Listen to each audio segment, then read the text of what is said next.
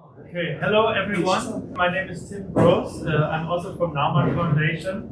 I'm Program Manager for DPRK. Warmly welcome to everyone. Thank you everyone for coming here, coming also from Busan, a long way.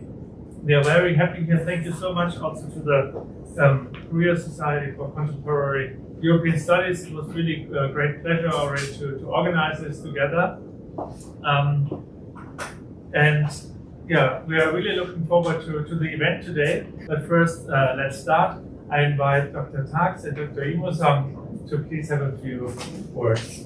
It's a rather small event. Of course, when we started to plan it, we were very much hoping that we might even consider a bigger event. But look to the topic, COVID-19 responses and consequences in Europe and Korea. This means that one of the consequences out of COVID-19 here still is that not so many people can convene as it would be desirable.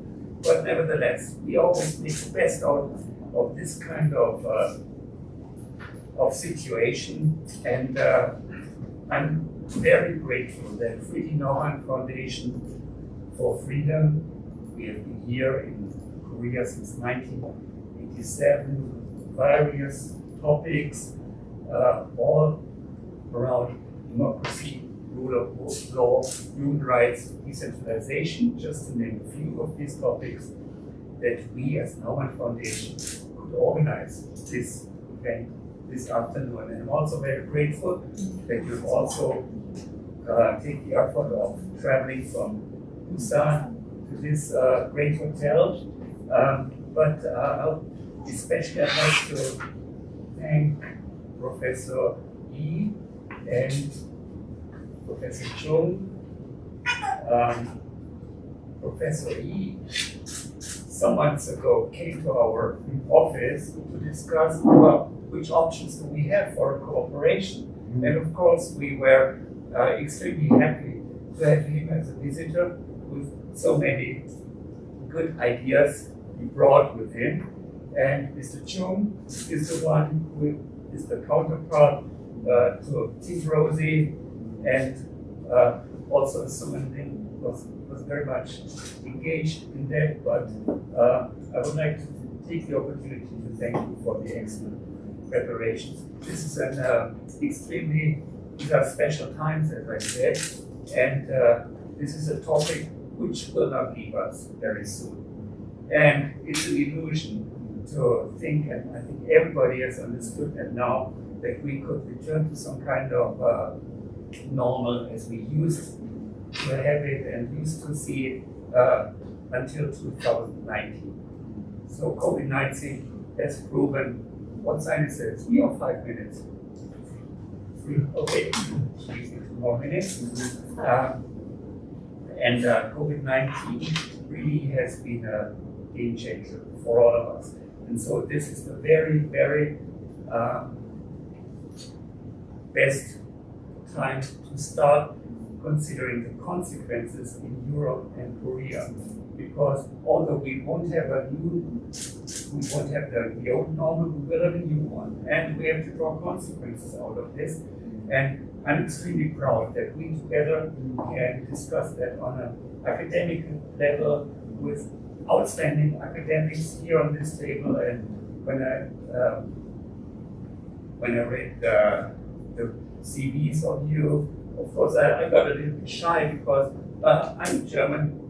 I studied in Berlin. I made my PhD not in Sofia, not at the University of Hawaii, not at the Sorbonne in Paris. No. So I have to be a little bit humble with my PhD from the Free University of Berlin. And for me and for all of us, I think it's a very, very great opportunity to convene here together to discuss on an academic level the topic we have found for us to be the most relevant and one at this point.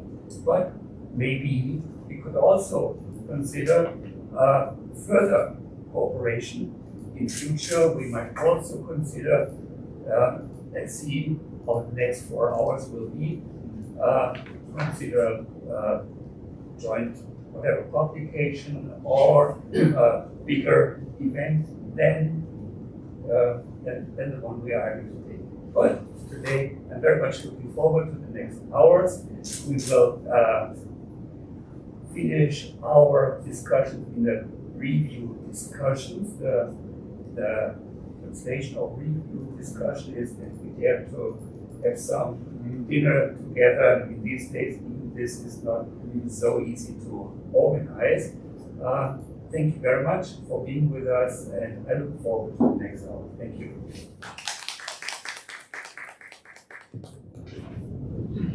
Thank you. My name is Moosung Lee. As Dr. Tubbs reminded us of the first meeting, it was quite impressive because I was a little bit scared when I first knocked his door and then asked whether we have some kind of cooperation. He was very pleased to cooperate with us. So I really extend my sincere thanks to your hospitality at that time. It's my honor and pleasure to convene this kind of small but very fruitful roundtable.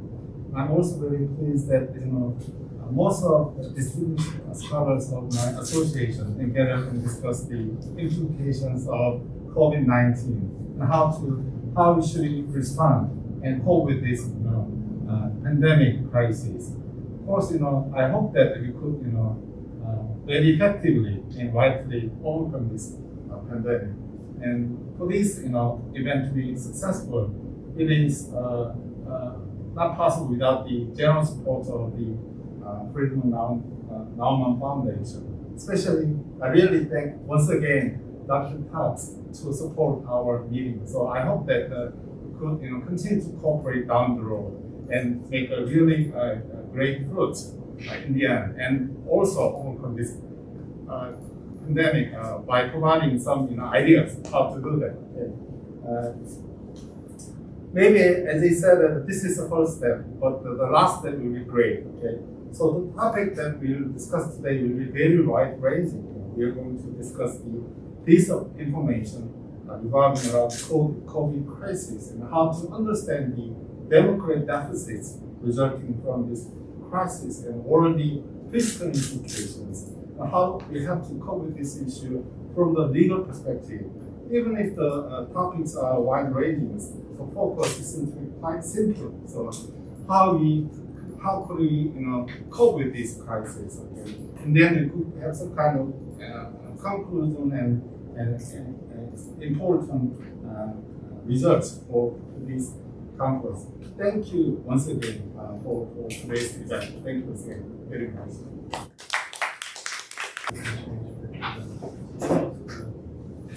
Okay, so now we officially start the conference. So I'm the moderator of the third session. So I briefly introduce the presenters for this session and discussants. First presenter is Professor Sae Won CHUNG from Moosung National University. 마이크를 주고.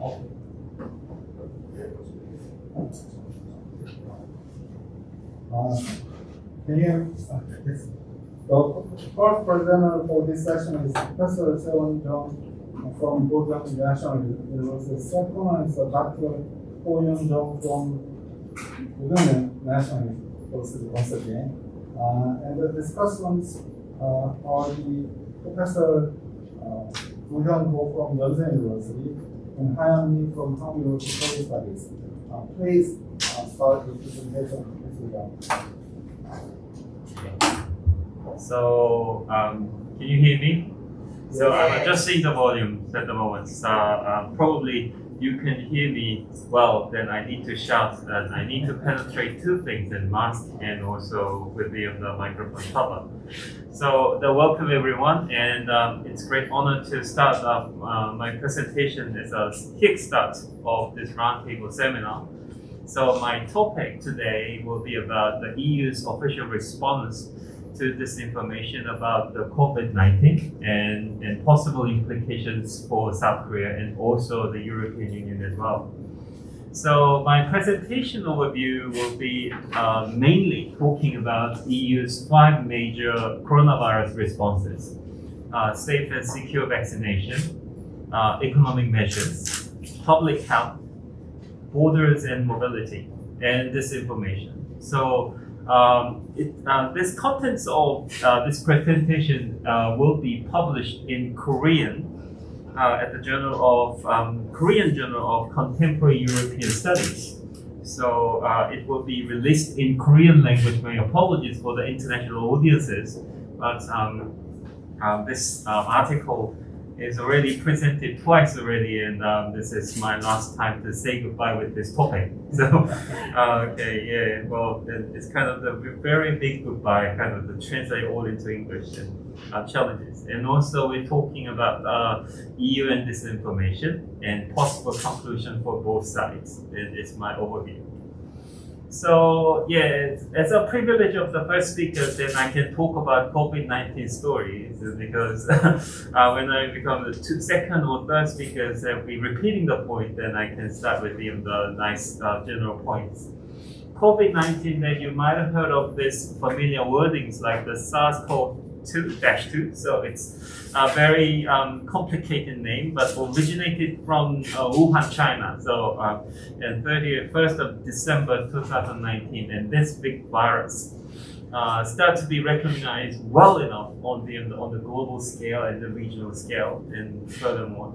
And WHO declared a public health emergency of international concern. So actually, this time frame, within 1 month of time, then they consider this virus is very serious, and then labeled this virus as a pandemic on the 11th of March 2020.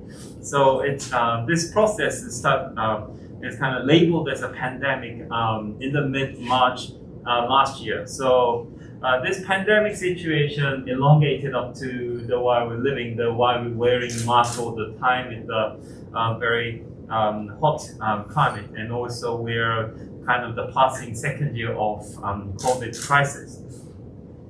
And currently, as of 3rd of May 2021, there are about 152 million confirmed cases and more than 3 million death cases reported to WHO. So we have quite serious issues, and even as one small country, the populations are gone after the COVID crisis. And the situation by WHO regions indicate that America, and one of the most affected regions due to the fast spread in the United States. And the second major region is Europe. Then we have a very close tie with KSCES and Nauman's headquarters there. And Southeast Asia and the East Mediterranean, Africa, and Western Pacific were marked respectively. But when we consider East Mediterranean and European region, then Europe is most affected region. So in Europe, or the European Union, we would call, France was the first EU member state which responded to COVID-19 by requesting consular support to the EU and activating civil protection mechanism. So first motivation was that French government wanted to save its citizens living in China, and also extended to the other EU citizens. That was kind of the first response. One of the major EU members, they responded to this crisis significantly. As week of May 6th, the previous week, France had the highest number of the reported case of the COVID-19, more than 5 million, and Italy the 4 million, Spain 3.5, and Germany 3.4. And Poland is a 2.8, so were recorded respectively. So this is very serious disease indeed. And well, I would like to point out, the thing is, the European Union is actively responding to coronavirus crisis, but it's not well informed all the general public and also the people like us. So in order to find out the response, then you can visit European Commission homepage, but they presented very up-to-date information about how they did respond to the coronavirus crisis. European Commission attempted to control the spread of coronavirus by strengthening public health system. So the Commission is committed to proactively react the socio-economic impact of the coronavirus. So there are 5 major Commission's responses, and I can get it from the European Commission homepage and coronavirus response. Then you can see I captured this front page of the European Commission coronavirus homepage. Then they are kind of very summarized well on the Commission homepage to deal with. The first response is about the safe and secure vaccination. I think well, Korea now that we're starting the vaccination for the very senior citizens over 65, but I think Europe is more vaccinated than us. So it seems like they are very blessed in terms of that. Securing the doses of the vaccine is the first priority task, and the European Commission is actively tackling to guarantee the sufficient number of the doses of vaccine. And Commission has authorized the 6 contracts and about 2.6 billion doses for future vaccines from BioNTech Pfizer. So this is very famous and preferred version of the vaccines. So everybody, and also less preferred version, the AstraZeneca, so the 400 million, and Sanofi GSK, the 300 million, and Johnson & Johnson 400 million, and CureVac is the same amount, and Moderna is about the 460 million doses. And they concluded the talks with the Novax and Valneva, but actually it's not that, it's going to be added soon. So actually they are preparing about 2.6 billion doses. It means that all the EU citizens, roughly 500 million people can be dosed about twice or 3 times or maybe 4 times. Maybe I think when we take off the UK, then we can have more than 5 times. So actually they have the sufficient number of the doses. And also they're anticipating the threats of the new variants these days, and India is very kind of the worrisome cases. Then we can see the Commission create the HERA incubator plan. So actually they have the general public health system already, but they're kind of strengthening this project, and they are preparing for the new threats of the variants. And they are dealing with the 5 priorities and rapid identification and analysis. So they need to find out what could be possible threatening issues about the variants of the COVID.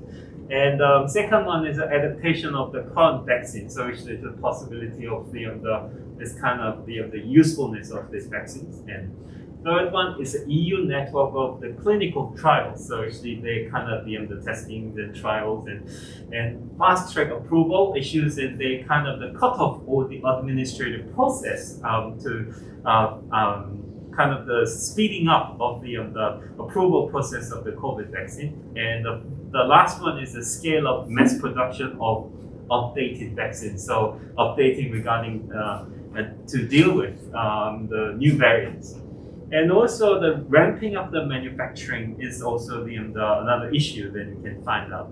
And 3 main task forces were set up in eliminating bottlenecks of the current production. So what could be the barriers or the blockage of which slowing the process of the vaccine production. The second one is the adjusting vaccine production to virus variants.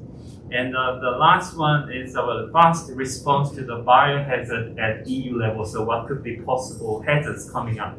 So they spend a significant amount of the money to address this issue. Commission has mobilized more than 660 million euro under Horizon 2020, but they already have the existing fund, and they reallocate what's the existing fund for dealing with COVID-19 crisis for developing vaccines and new treatments and diagnostic tests and medical systems. So it means existing EU-related research fund goes to the public health related issues. And ensuring the global response is that the Commission is committed to ensuring universal access to COVID-19 vaccines. And they also have the sufficient amount of the vaccine that can be spread on next to the region, and because the world is connected than ever. So the travel, when the travel issue comes, and when people from the non-EU citizens coming into their territories, I think it's probably a very protective action. And coronavirus global response started in the May 2020 and culminated in a global pledging summit in June 2020. Then they promised to raise the 16 billion, my apology, in pledges from the donors worldwide. So they kind of commit the funds. And also with the economic measures. So the other worrisome part of the COVID-19 crisis in terms of impact, not only with the health issues, but also the economic issues, because people-to-people connection is very limited after the COVID-19 crisis. So the small and medium enterprises are very endangered regarding their economic activities. And they prepared the 1.8 trillion euro recovery package was mobilized. They're using the part of EU budget from 21 to 27, but I'm not very sure. But I think the EU is quite lucky with that regard, because they prepared the budget a year ahead of doing the 21 to 27. And plus next generation EU funds. So actually they kind of combine the funding. They kind of proactively and swiftly allocate the funds to the economic recovery and vaccine related research. In 2020, the European Commission has adopted other measures of support, like economic measures contemplating European Central Bank Pandemic Emergency Purchase Program. So they allocate the funds, and temporary state and aid roles supporting EU citizens and saving jobs in the EU.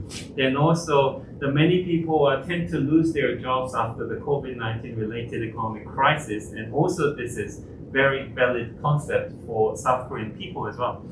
And also, they prepare the direct grants or tax advantages, and subsidize the state guarantees of the bank loans, and public and private loans with the subsidized interest rate, and banks' existing lending capacity, and additional flexibility to enable short-term export credit insurance. Triggering the escape clause. So actually, they preparing the escape clause is also a very important economic support, allowing maximum flexibility to EU's budgetary rules. So helping EU member states supporting healthcare system and business, and securing people's jobs during the crisis. So they kind of have the softer implementation of unemployment benefits and so on. So I didn't look into this detail very much, but this is, I think when you go into the European Commission's homepage, you can find out the details. The screening of the foreign direct investment is also another measures to the COVID-19. Commission's guideline helping EU member states protect the critical European assets and technology in crowd issues.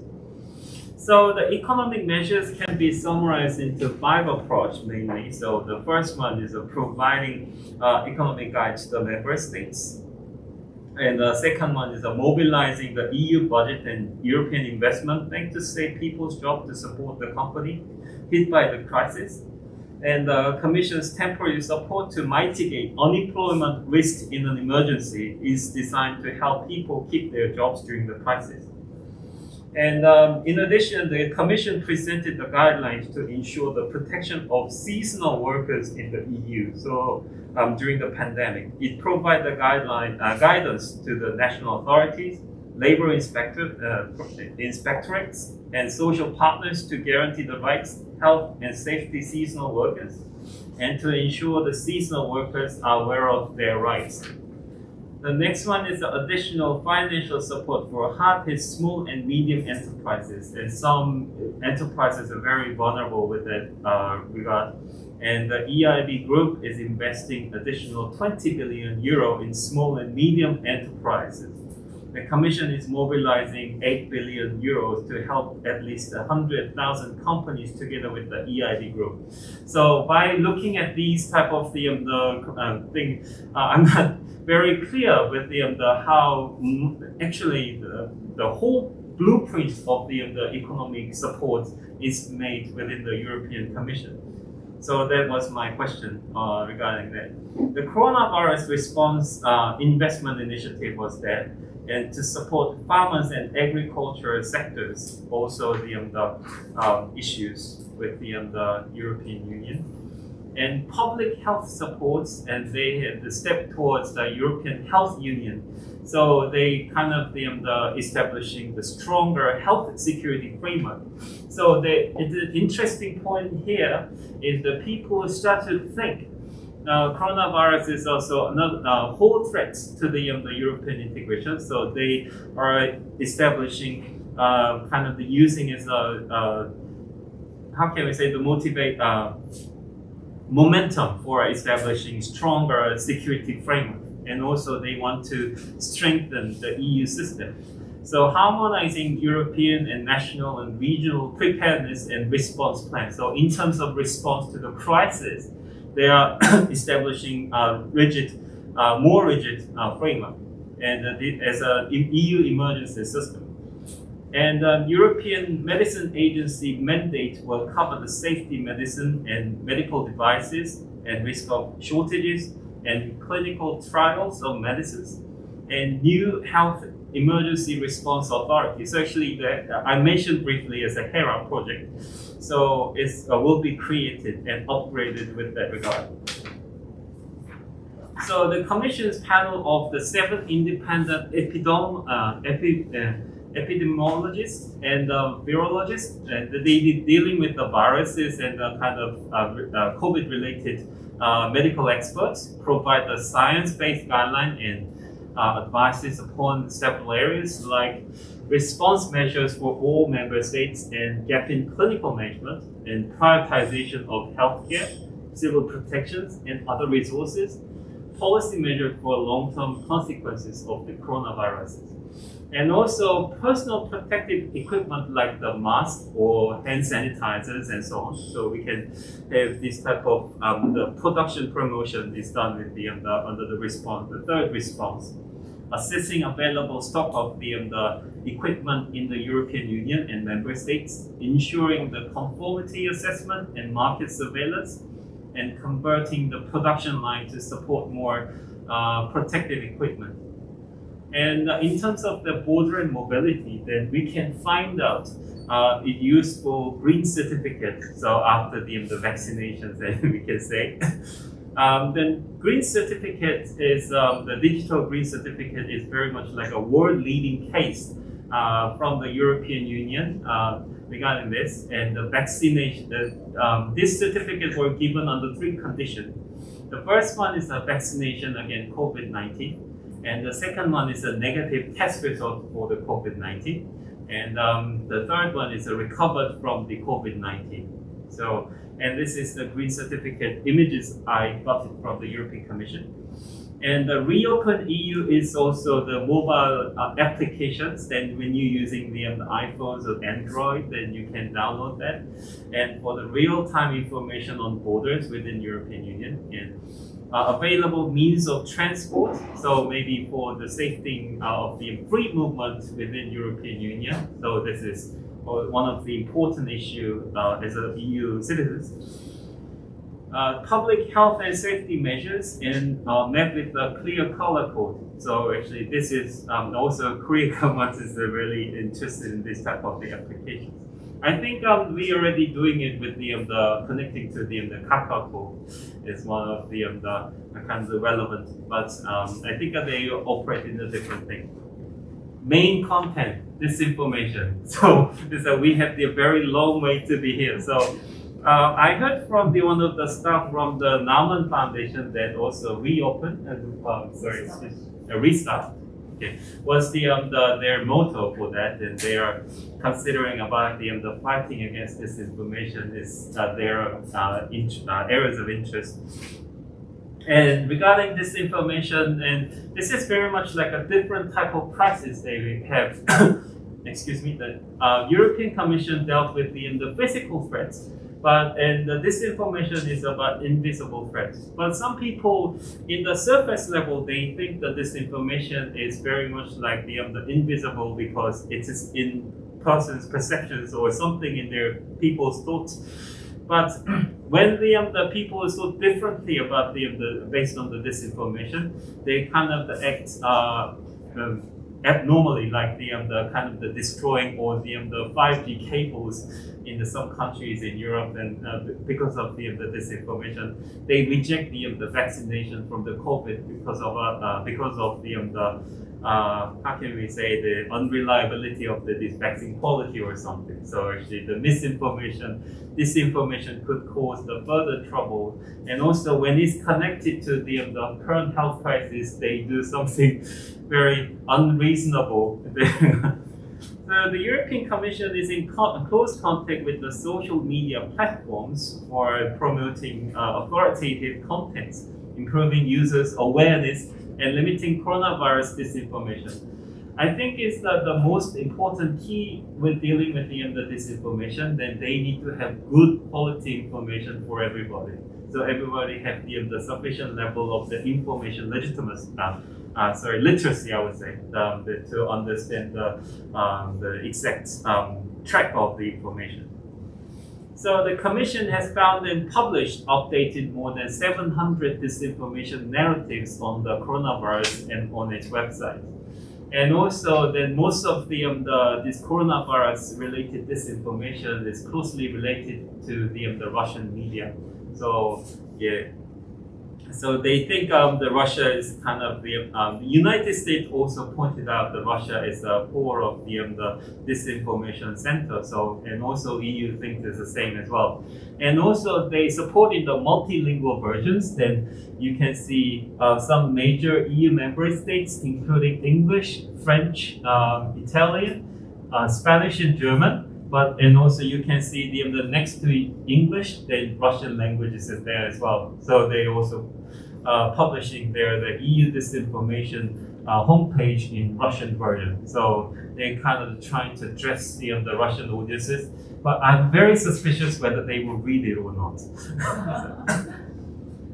So the Commission is deploying all available tools and funding research on helping in fight against coronavirus-related misinformation and disinformation cases. But the European Union Commission announced a series of actions for fighting against the disinformation around the coronavirus pandemic. And these actions were about strengthening EU's strategic communication and public diplomacy in the immediate neighborhood and around the world. And Commission support independent media and journalists to address this type of the misinformation issue. The misinformation is quite serious indeed, but what we need to understand the contents of the misinformation or the disinformation. But I think it's that they usually understand the similar word. They kind of jumbling with either misinformation or the disinformation, but they have the clear distinction. For the misinformation issues, then we can have the disinformation is false. The commonality is the misinformation and disinformation. The information is not true. But misinformation is based on mistake and no intention. But disinformation is kind of the with intention. So actually with deliberations, and the result is also both mis or dis. They kind of mislead everybody. And Viola and Palmont and determined 4 basic categories of disinformation coming out of unsourced and falsified claims. So actually they kind of the make-up stories is like that. And non-credible claims with sources, they kind of the make-up issues, and they use it's really kind of the fabrication of the information. And the third category is the claims based on early unsourced and non-credible claims. And the fourth one is the conspiracy theory. So actually they possibly have something behind of the virus testings by the China or the United States. So this kind of we can say the representative conspiracy theory. The EU and disinformation is very serious. Then why they think is that this type of the invisible from the first space is a kind of the very important issue. Advanced, because we all face access to the internet very frequently. Then also when you have the good mobile phone and a laptop computer, then you can connect to the internet with any problem. So the magnitude of this information is very serious because it is very closer than you think. So we all use the internet every day. Then while I'm in the KTX to Seoul, I all the time they use my 5G internet to kind of access to the information and what I want to watch and the news and all the information. Information is on your fingertip, that I can tell you. So this information is very significant because of that. So the Antonio Guterres and the Secretary General of the United Nations and said that our common enemy is COVID-19, but our enemy is also an infodemic or misinformation. So infodemic is talking about information plus epidemic. So it is kind of the another kind of the barrier beyond the COVID-19 crisis. So EU's internal and external challenges, they said about the disinformation. They cause negative impact on conspiracy theory among EU member states and destroying base station, like the kind of the visible cases. When they believe something incorrect information, they will do some action. So actions will be followed.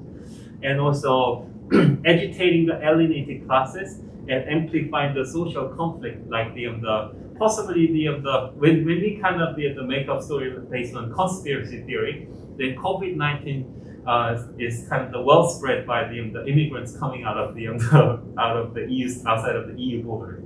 So hate crime toward Asian, then you can say that when you look at the Chinese-like person, then you are the sources of COVID-19. They can be kind of the representative, conspiracy theory or something. And also based on this thing, then probably what Russia would want is about increasing Euroscepticism. So they kind of raising the power of the extremists, and they kind of feeding the nationalism toward that. And also they don't want the kind of the EU stand as a kind of based on the solidarity. So it is very much like the confusing them. Either on the left or right, doesn't matter. So kind of they use the misinformation as a weapon to fight against the pro-Europeanism, and will actively use them for attacking their opponents and growing distrust about the EU. So actually amplifying EU's insufficient performance. But I would like to point out, EU already does the sufficient responses regarding COVID-19, but it is doing its best. And also but actually the problem here, then people don't know well about how EU is actively working towards the COVID-19 crisis. So I think it is very much like unknown to the others. So actually this is very challenging issues as well. And for the external issues and geopolitical challenges could be the first fruit. The many directed to Russia, then pro-Kremlin media, and China as well, then BRI promotion through mask diplomacy, so like the spreading mask and the tons of the mask to the other countries. Because of their manufacturing basis, they can spread the mask to the others. And also they block the information about EU's sound performance about issues, and also they control the press or the internet media within their territory, so they use that. And also the forging negative narratives, so it is also another important issue, and they highlighting the European Union's crisis and decreasing European values, and they raise the internal crisis, and they challenge further to the international order, like the emergence of opposing power toward liberal international order. So by using this kind, I think this is very much like an ultimate cause for the why China and Russia are being assertive with the COVID-19. They don't care about whether COVID-19 is a crisis. They use the weapon to challenge against the liberal international order made by the United States and the West. So, well, this kind of the grand response and all the issues kind of rough conclusion for both parties. And first one, the EU must strengthen its strategic communication policy regarding penetration of the information to the general public. So actually, EU should promote what they are doing to all the citizens. But I think it is very hard and challenging. They need to establish a good public forum consisting of the influential medias and also influential social media players. And also EU continuously implement disinformation management. So I didn't include the number of the postings regarding EU disinformation issue related to the COVID-19. Recently, their postings decreased significantly. So they need to actively find out what could be more possible cases to they kind of warn the EU citizens or possibly the international audience to recognize the seriousness of this crisis. And also EU proactively communicate with the effective agenda setters and to disseminate their information. EU could strengthen information literacy among its citizens. I'm repeating the point from the beginning. And EU should call for the global response to address this information. So they can be the good leadership. They can exercise the good leadership with regard to this information issue. For us, what could be lesson for us? I look into some articles that published in Korean language. Then I also said that based on their suggestion suggested in the last year, but they're still kind of working toward it. But I want to re-emphasize this point.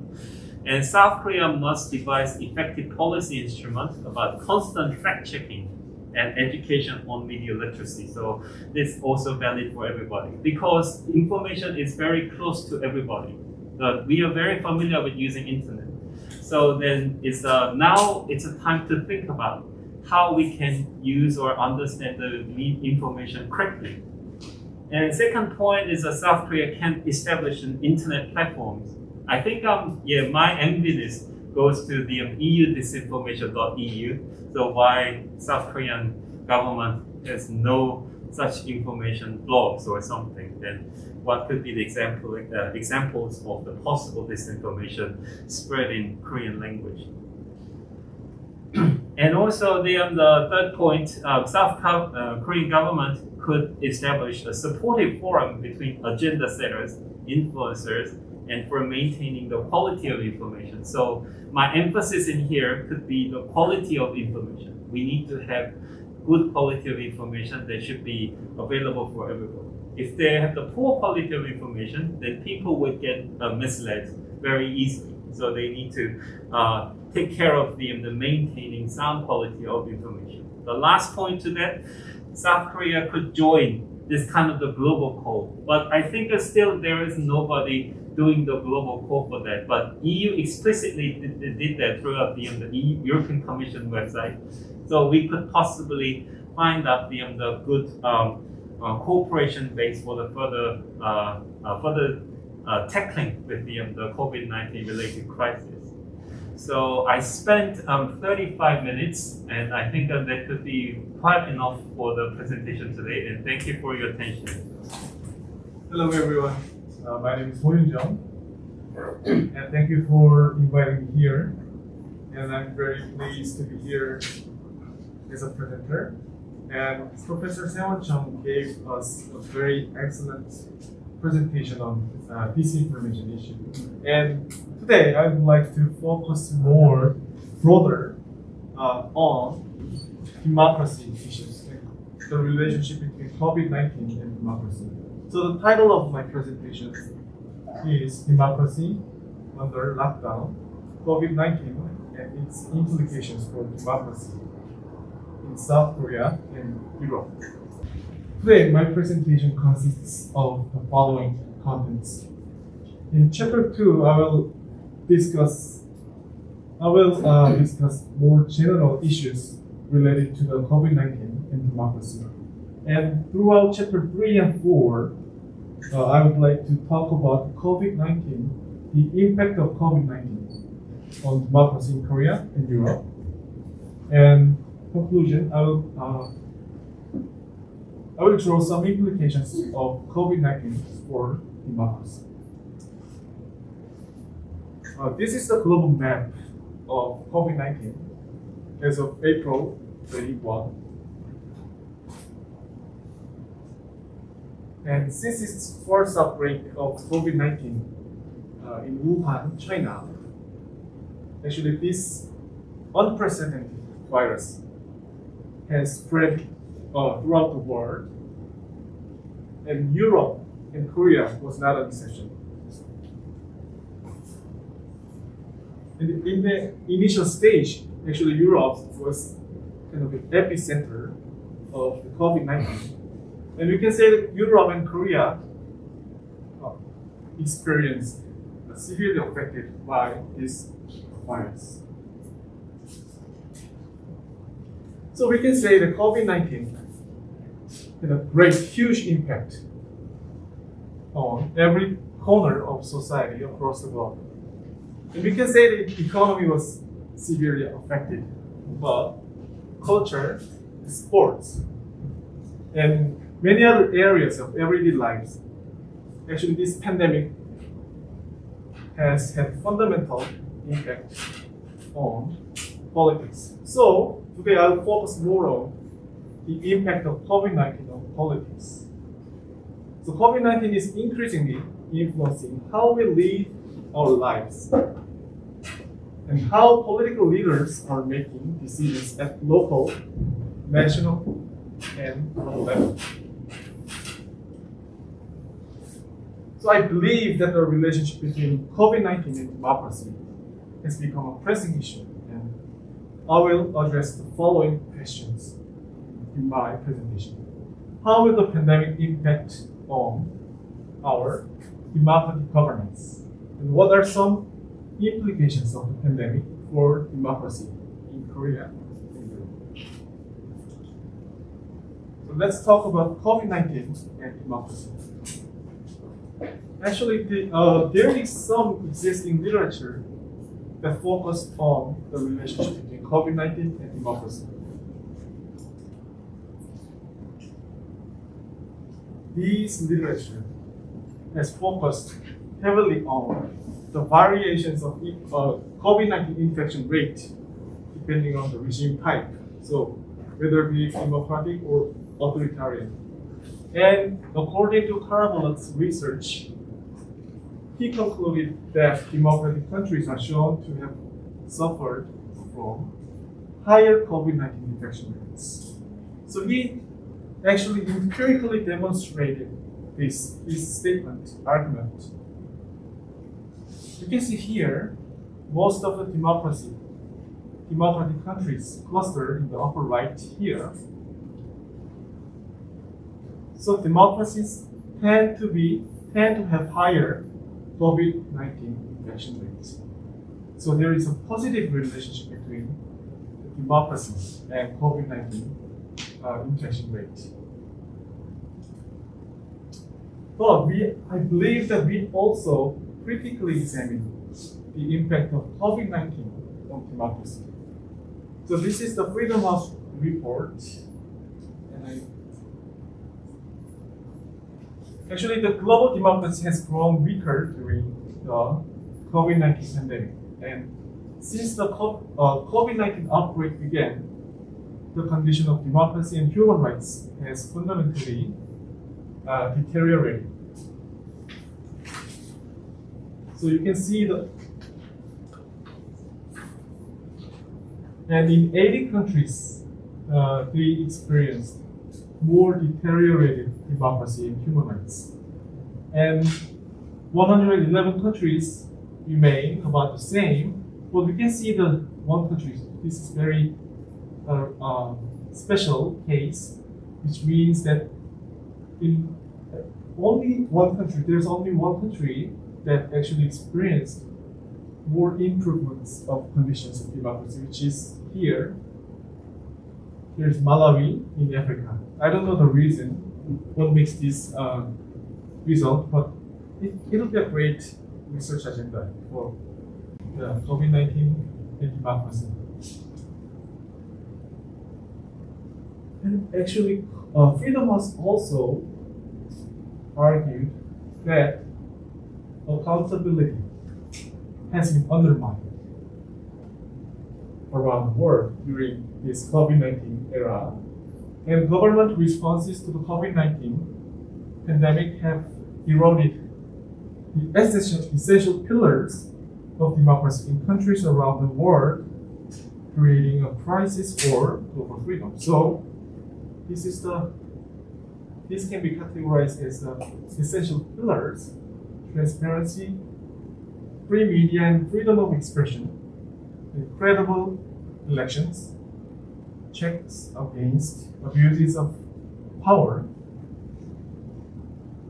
and the protection of vulnerable groups. So, in terms of transparency, 62% of survey respondents actually distrust pandemic-related information relayed by national governments. And 91 countries experienced new or increased restrictions on the news media as a result of the outbreak.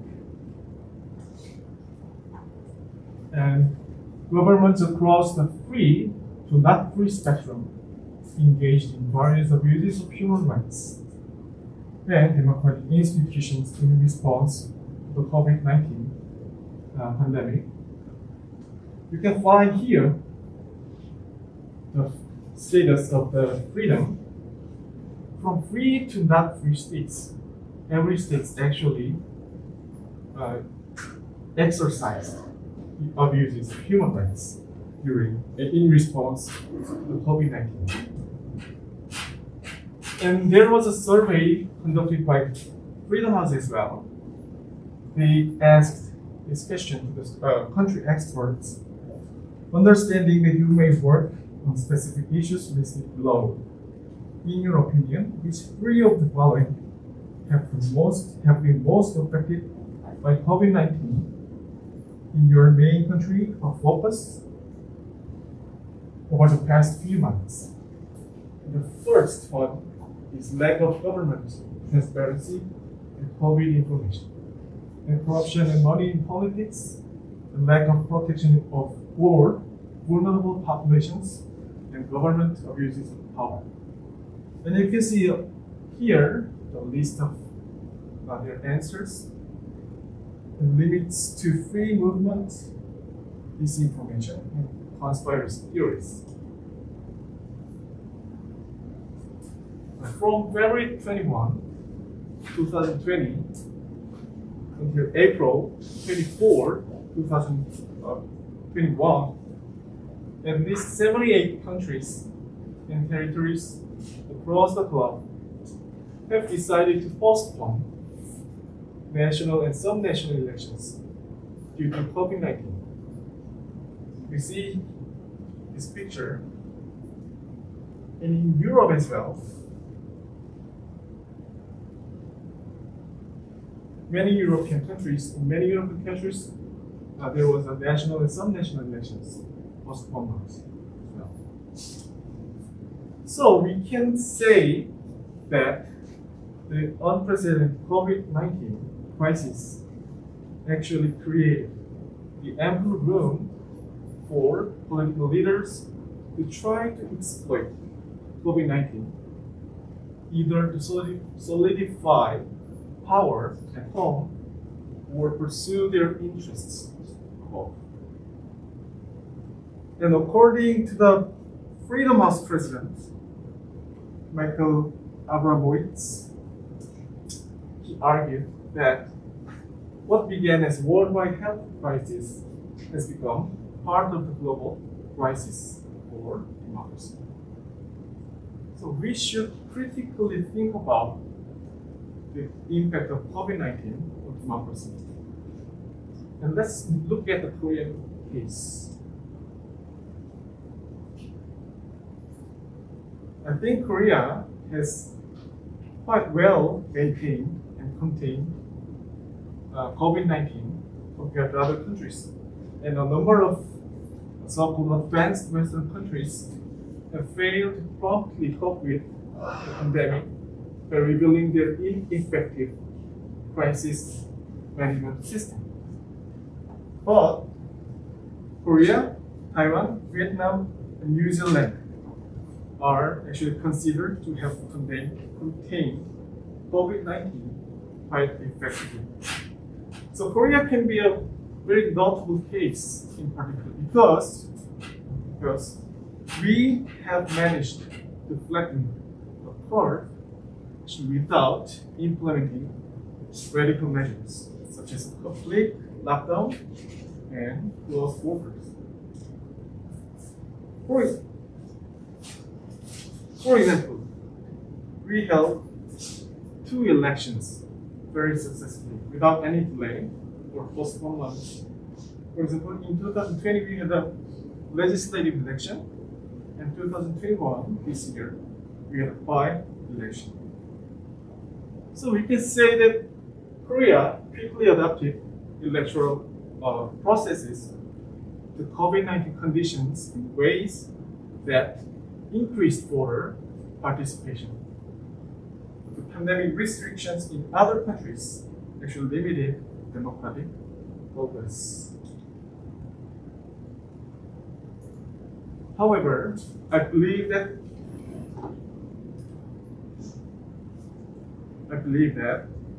as a Korean, we should also critically think about the behind story of Korea's success, which entailed human rights violations.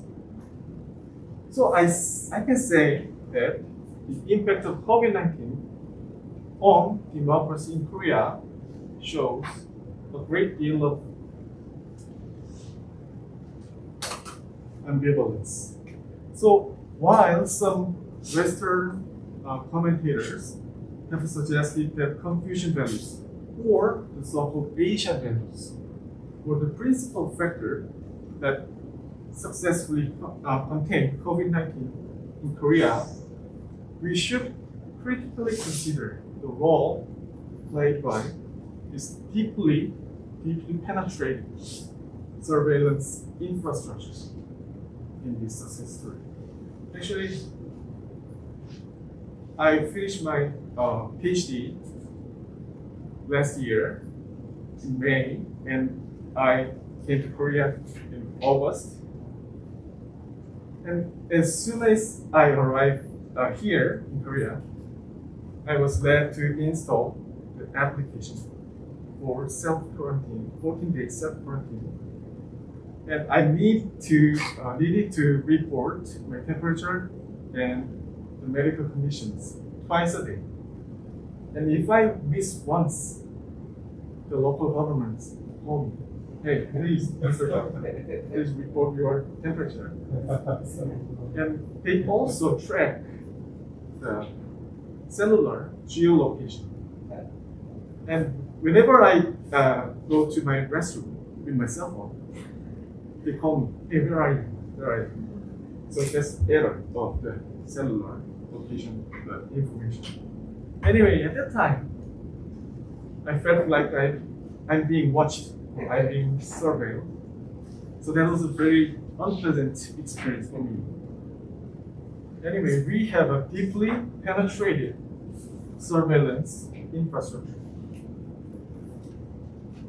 So we should also think about legal and technological structure of ubiquitous surveillance. So in Korea, there was a MERS, which is Middle Eastern Respiratory Syndrome. In 2015, we were the second most infected. We had the second most infected cases behind Saudi Arabia at the time. So Korean government actually decided to make infectious disease control and prevention act. So Article 6 guarantees citizens' right to know, and Article 34 states that the minister promptly disclose information about the movement paths, transportation means, medical treatment institutions, in the context of patients of infectious disease. So health authorities can request for private telecommunications companies in the National Police Agency to share the location information of patients. The actual UN Secretary General's report, COVID-19 and human rights, states must ensure that any emergency measures, including states of emergency, are legal, proportionate, necessary, and non-discriminatory, a specific focus and duration, and take the least intrusive approach possible to protect public health. Well, I think many of Koreans already experienced this kind of information. Sorry for Korean. And actually, the local governments disclosed very detailed and sensitive information, private information, that can identify who the confirmed patient is, right? So that's a severe privacy violations and human rights violations. And nowadays, the local governments doesn't offer actually this kind of sensitive information anymore. So this kind of Infectious Disease Control and Prevention Act allows for the collection of private information, such as medical conditions, CCTV footage, and cellular geolocation data, and credit card histories. So the problem is that this actually applies to both confirmed cases and past. Okay, so we should also, there is no such a kind of how long the collected data is stored.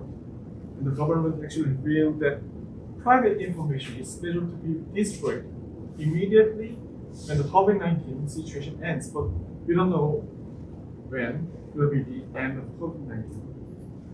So I will skip this one. So let's look at COVID-19 and democracy in Europe. And this is the number of infections, top 20 number of infections. And you can see that the 6 out of 20 countries are from EU member states. Apart from this one, actually there is also non-EU member states, such as UK and Ukraine. And there has been a series of actually COVID-19 measures to flatten the curve in Europe. But there is also a series of concerns about democracy and human rights issues during this unprecedented health crisis. So we can say that European democracy is under strain. And this is the state of emergency and exceptional powers of the government that was used by European countries, state of emergency and other types of emergency powers, state of emergency and ECHR, derogation, and many types of exceptional powers were exercised by the European countries. And also freedom of movement was also restricted in Europe. Although Article 3 of the Treaty of the European Union guarantees that the Union shall offer its citizens an area of freedom, security, and justice without internal frontiers in which free movement of a person is ensured.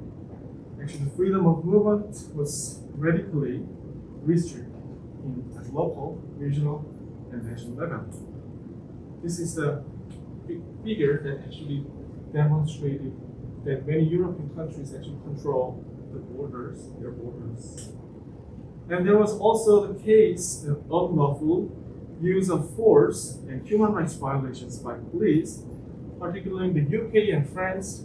Police stopped identity checks and search operations carried out to enforce lockdown measures has had a disproportionate impact on people of Black, North African region, and other minority groups. And Europe has also faced the problem and challenges of privacy and data protection. For example, Bulgaria, Czech, and Slovakia and Spain adopted new laws obliging providers to share data with state authorities. With Bulgaria and Slovakia, emergency legislation specifically obliging telecommunication operators to provide personal data, such as location data, to public authorities on request. And also Austria, Belgium, France, Germany, and Italy, they also mobile operators were sharing anonymized location data with public authorities. Due to time constraint, I will skip this slide. And also, there's a privacy in terms of privacy in data protection. And some European countries were drones were used in Belgium, France, and Italy to inform the population and monitor respect social distancing rules. So let's make a conclusion. So Korea and Europe, are we witnessing the retreat of democracy? I cannot answer, but I hope we can talk about this during our discussion session. And democracies must protect privacy. And democracies should work together to foster an ecosystem of reliable information in partnership with tech companies, governments, and civil societies. Also, democracies must advertise democracy. Ensure that emergency measures are accountable, proportionate, transparent, and time-restricted. And we should ensure that free and independent media thrive, that people have access to fact-based information. And also, we should take advantage of naming and shaming. We should identify human rights abuses, condemn them when they occur, and hold perpetrators to account. Okay, that's my conclusion. And actually, Korea and EU, since its establishment of the strategic partnership, the bilateral relationship deepened at an unprecedented rate. But we actually have various fields that we cooperate in various fields such as politics, economy, social and cultural issues. But above all, we are sharing the value of democracy, human rights, and rule of law. In the post-COVID era, we should go together to protect democracy as a strategic partner. And I hope Nauman Foundation play a greater role in this kind of keeping the democratic values. Thank you for your attention. Than expected. The some question that comes to my mind is that how should we or could we practice democracy, especially under the crisis situation? The pandemic crisis, as a matter of fact, sui generis, as we love to use this in European Union. Okay. The second question is, to what extent should or could we yield our freedom to the state? Because the state says that claims that one by the name of our protection. Okay. The second question is, but at the same time, in what way and to what extent should we still keep our freedom and power? Normally, this is guaranteed by the democratic regime. Okay. Okay. Now we have to come to discussants and to raise some questions. It's very honored to be here. And also, thank you for Professor Jung for your insightful speech presentation. In fact, the mutual response to disinformation is an agenda which has been under constant discussion at the EU level even before COVID-19. In 2019, HWP, the Bulgarian at the time, announced its action plan against disinformation. This action plan emphasized that the freedom of expression is a core value of the EU, in enshrined in the European Charter of Fundamental Rights and in the Constitution of the member state. However, while public debate and expression of their will through free and fair political processes are important, these democracy processes are increasingly challenged by the deliberate, large-scale, and systematic spread of disinformation. So this is a major challenge for European democracies, and the EU needs to address it while upholding European values and freedom. Overall, disinformation undermines the trust of citizens in democracy and democratic institutions. It also contributes to polarization of public views and interferes in the democratic decision-making process. According to a recent survey, government trust is decreasing in some of the European countries under the current situation. Furthermore, as Gautier, Viola, and Cruz demonstrate in their studies, various internal and external challenges that the EU suffers from disinformation can also seriously damage the driving force of European integration. In that sense, it can also be used to undermine European project, and these negative effects highlight the dangers of for disinformation. As Professor Jung clarified between misinformation and disinformation, disinformation created with specific intentions can be much worse than misinformation. Disinformation more likely to be used for political purposes or economic gain. Therefore, this is likely to result in harming of the public. So, especially in the face of COVID-19, disinformation can be root and turn the public attention to issues that health problems directly related to COVID-19. So now I would like to ask two questions on this, Mr. Jung. First of all, in tackling the problem of disinformation, the role of civil society and the private sector, notably social media platforms, are just as important as the EU or the member state. However, I wonder how binding the EU's action is in responding to disinformation.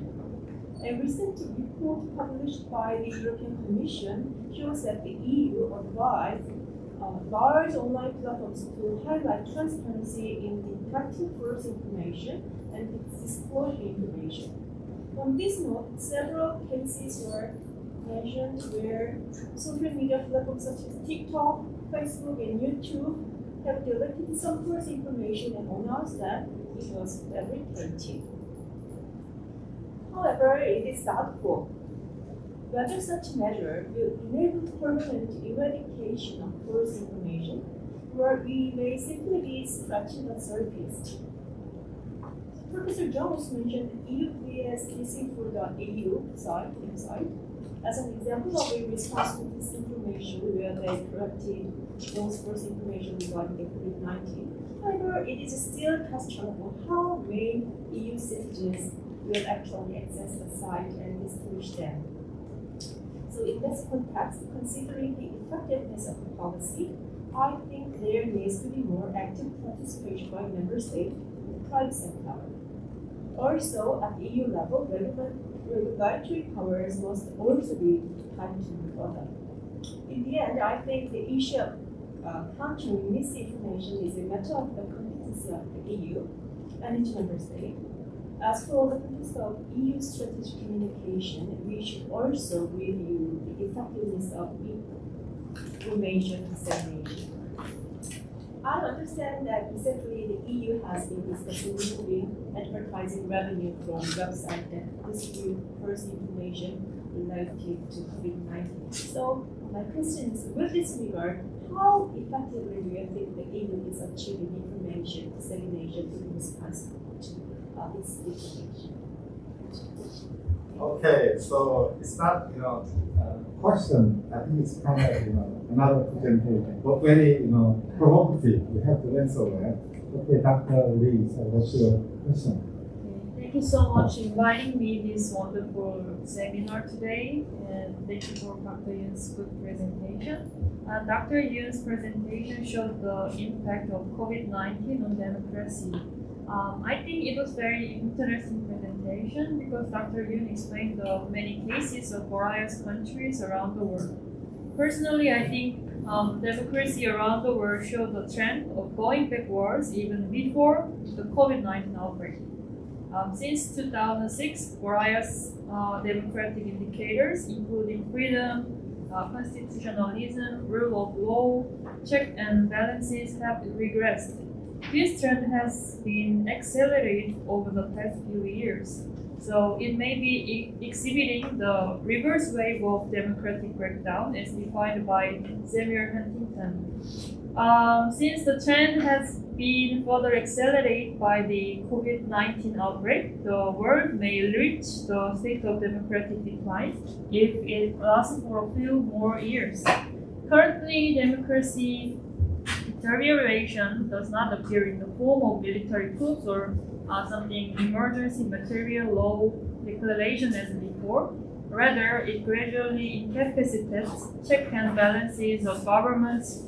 As a leader, the head of administration, such as the president or the prime minister, has cleverly strengthened and seized the power in some countries.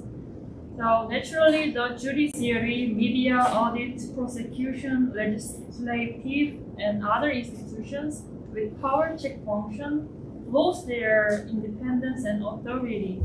So as Dr. Yoon mentioned, I think that restriction of freedom of movement or correction of personal information and disclosure of personal information are subtly strengthening the government's power.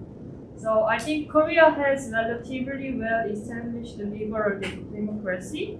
My question to Dr. Yoon is, do you think democracy was on the decline in Korea even before COVID-19?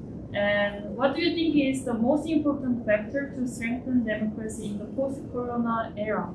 And that's all. Thank you so much. Well, I think the disinformation issue, it's a very crucial one.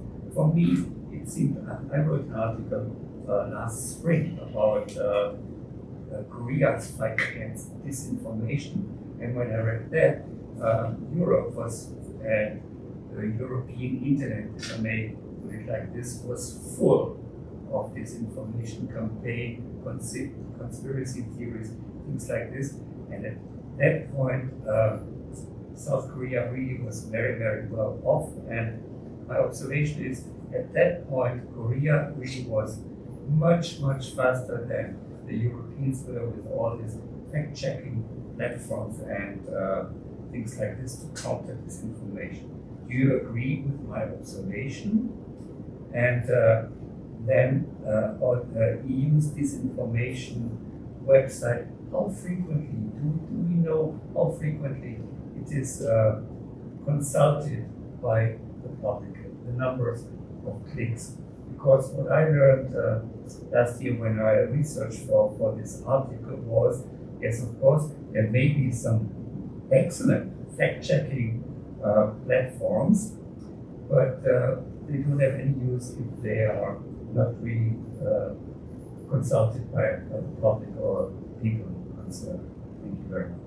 Okay, thank you very much for tackling with the informative discussion points and also the further question from Dr. Tatz. And I could have included some more stories based on your discussion before publishing this article. That would be much helpful anyway. I think this information is somehow I believe this is very significant issues. I think the better tackling with the Dr. Tat's question would be much easier than Professor Go's comments. So I will briefly go. Fact-checking system at the moment, I'm looking into some Korean research article. They said they are preparing for the policy instrument and also Press Foundation constantly talking about whether the fact-checking system is valid or not.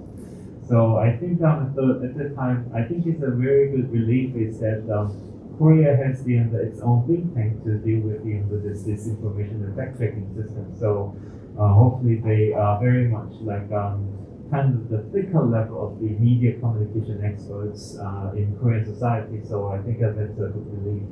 But I think we can say at the EU level, the supranational is somehow more lenient than national member state level. So I think the Korean Press Foundation also looking at the advanced cases of the member state level, like French or the German cases of the fact-checking system. So they are really kind of the good things. And consultation issues, I think, is connected to Professor Go's comments is about the role of civil society.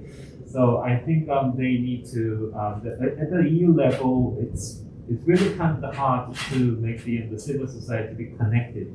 So I think EU faces regarding disinformation is about matter of connection. So how they can approach to the EU citizens effectively.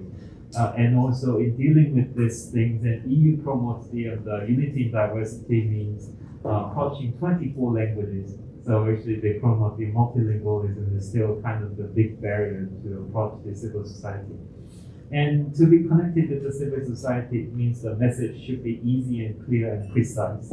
So and then this message-wise, actually they need to articulate more to the proper way. I think civil society can give the feedback. The possible expected role of the civil society can be how this message can be received as an effective one or not. They can kind of revise this quality of information, and also the consultation wise, and the consultation must be expected to what would be the effective way of communicating within the government and civil society. So I think the bridging is also another important issue they need to address. And how effectiveness of the EU policy in achieving the citizens, I think it's very much like a constant challenge for the European Union as a communication deficit. That they mentioned that you will know this term is very frequently mentioned about the EU politics and issues. This is my response to that. But due to the time constraint, I cannot talk much now. But we can talk more during the coffee break or something. Over dinner. Over dinner. Okay, thank you. Oh, right. Thank you so much for your very constructive feedback, Dr. Lee. And as Dr. Lee suggested, we are witnessing the authoritarian turn since 2005, and many kind of democratic index shows that democratic index suggested by Freedom House or Economist Intelligence Unit that suggests that we are turning into the more authoritarian trends since we due to the homegrown nationalist and populist movements. But I believe that COVID-19 made this situation worse.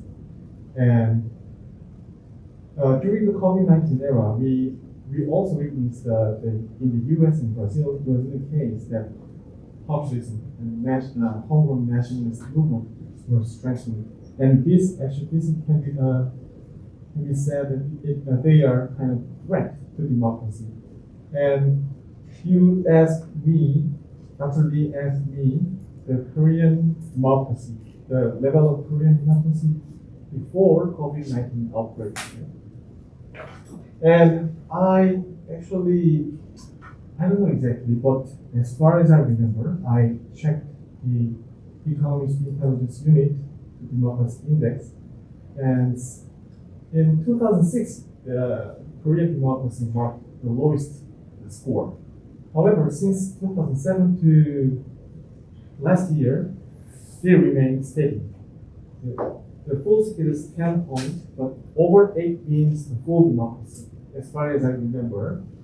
And Korean democracy index was back and forth between the fault line and 8 points. So sometimes we became a full democracy, sometimes we faced the flawed democracy. And I believe the conditions or level of democracy in Korea before the COVID-19 era has remained steady.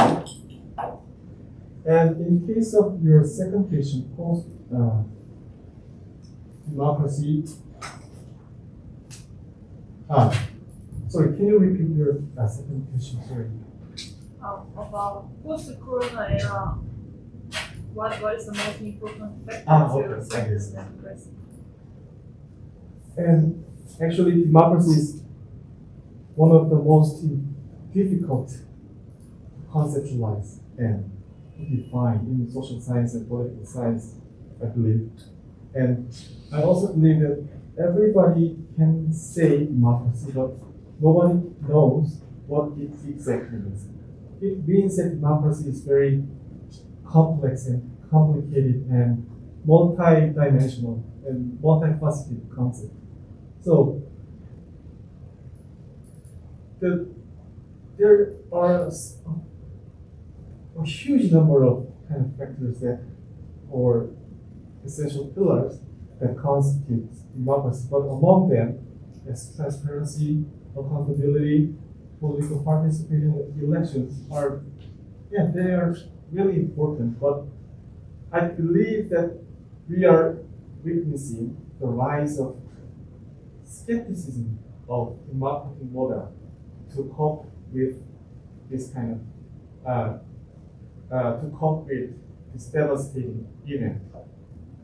In the post-COVID-19 era, we should, I think, build more reliable democratic model, even in times of the kind of crisis, health crisis. I mean, we should supplement such fragility that democratic model shown during this COVID-19 era.